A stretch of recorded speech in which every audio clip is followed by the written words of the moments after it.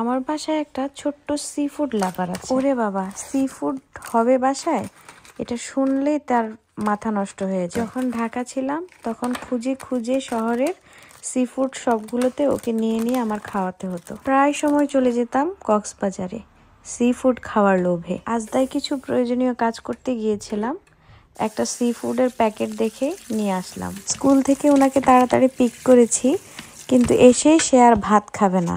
কখন যে sea food হবে আর কখন সে খাবে সেই অপেক্ষা।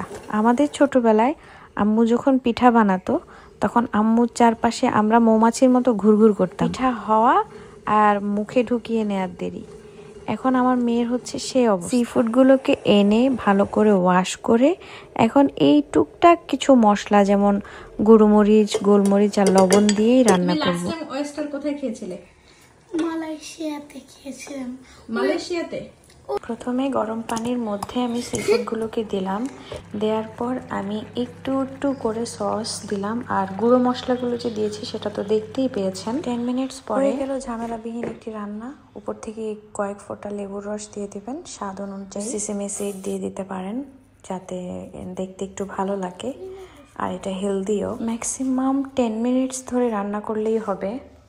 আমি বাসায় আরও ডিফারেন্ট কিছু সস মিক্স করলাম, আর সাথে একটু মেয়োনিজও মিক্স করেছি যাতে ক্রিমটা একটু হেভি লাগে। আপনারা চাইলে হেভি ক্রিম দিতে পারেন। রেডি হয়ে গেল আমার মেয়ের পছন্দের খাবার। আপনারা একবার ট্রাই করবেন।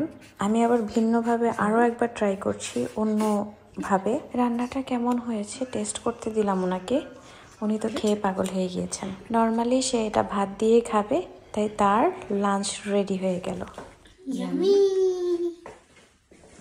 অর্ধেকটা সি ফুড আলাদা করে রেখেছিলাম, সেটা আমি পেঁয়াজ, মরিচ আর একটু সস দিয়ে ডিপ ফ্রাই করলাম, সাথে একটা এগ ফ্রাই করে দিলাম। এটা ওর ডিনারের জন্য রেডি করে রাখলাম।